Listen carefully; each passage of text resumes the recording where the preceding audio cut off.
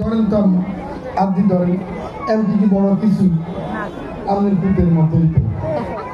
এই ভয় ভেঙে দেওয়ার জন্য এমপি যে আপনার মতো, আপনার ছেলে, আপনার ঘরের ছেলে, আপনার ভাই, তাকে আপনি বলতে পারবেন এই দাঁড়াও, এই নিজাম সাহেব তুমি কই যাও, তুমি তো আমার ভোট নিয়ে গেছো, তুমি তো আমার কথা দিছো, তুমি তো 31 দফার কথা বলছো, তুমি তো বলছো 31 দফা মুক্তি সনদ, তুমি তো বলছো আমার বিজিএফ কার্ড নিয়ে আর চিনিমিনি খেলা হবে না, তুমি তো বলছো স্বামী পরিত্যক্তা ভাতা নিয়ে চিনিমিনি খেলা হবে না, তুমি তো বলছো বয়স্ক ভাতা নিয়ে আর চিনিমিনি খেলা হবে না। তাহলে এখন তুমি কোথায় যাও? আমার ভোট নিয়ে তুমি কোথায় যেতেছ? এই কথা আপনি না চিনলে বলবেন কিভাবে? যে আপনাকে আপনাদের মনের ভয় না ভাঙে যে এমপি কিছু না, এরকম এমপি আমি জন্ম দিছি, ও আমার ছেলে।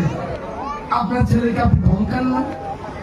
ধমকাননি আমার, ধমকান না আপনারা? তো আপনার এমপি তো আপনার কাছে জবাবদিহি, সে আপনার চাকর, সে আপনার নফর। এমপির বেতন চলে আপনার টাকা দিয়া। আপনারা মোবাইলে কথা বলেন না, 20 টাকা ঢুকান না, পট করে 2 টাকা চলে যায় না, ওই টাকা সরকারের কাছে চলে যায়।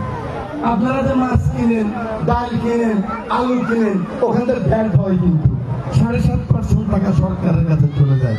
আপনি গরিব না বড় লোক হিসাব নাই।